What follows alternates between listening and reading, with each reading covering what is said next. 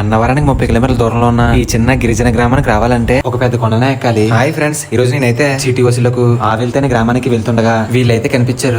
రాలేదండి బాబు, నాకు మతిపోతుంది. ఎందుకు వచ్చేవాళ్ళు? ఇంకా చాలా దూరం నడదా, 5 కిలోమీటర్లు అయితే నడదా. ఇక్కడ 5 ఎక్కాలా, మీదకి ఎక్కాలి, మళ్ళీ అక్కడ నుంచి 2 కిలోమీటర్లు ఉంటది. ఏమోనండి బాబు, మతిపోతుంది నాకు. ఎందుకు వచ్చేవారా బాబు, దగ్గరేనమ్మా, ఎంత దూరం కాదు అనేసి ఇక్కడ అన్నారు. ఈ కొండ ఎక్కాలి, మళ్ళీ పై కొండ ఎక్కాలి, పై కొండ ఎక్కి అప్పుడు మళ్ళీ కింద దిగి మళ్ళీ కింద కొండ దిగాల. వచ్చి బాబు, అమ్మ బాబు, ఇదే బరే వచ్చాము, తెలుసుకుని రావచ్చు కదా. నాకు తోలం రాదా, మెత్త ఎక్కించి తీసిపోతుంది. పండి పంపిస్తాను ఉండమ్మా అనేసి అన్నారమ్మా. అన్నారండి, అంటే వస్తారు కదా, నేను చూసి ఇంకా నడక పెట్టి ఇవ్వండి.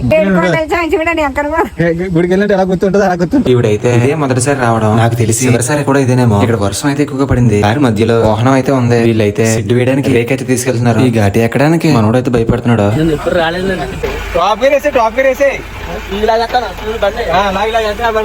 కొండ అయితే మెల్లగా ఎక్కేసాను. ఇక్కడ అంతా జీడిమూడి తోటలు ఉంటాయి. వీళ్ళకి కాళ్ళనడక బాగా అలవాటు. ఇక్కడ కేవలం ఒక 30 ఇళ్ళ వరకు ఉంటాయి. ఇళ్ల మధ్యలో అన్ని తాడి చెట్లే. ఇక్కడ పాఠశాల ఇదే. చీటి డబ్బులు అయితే అందరూ ఇచ్చేసారు. ఇక్కడ చాలా ప్రశాంతంగా ఉంది. వర్షాకాలంలో మట్టి రోడ్డు అయితే ఇలా కొట్టుకుపోతుంది. మామా, నా దగ్గర చీటిపట్లు వేసావు కదా, ఎలా ఉంది?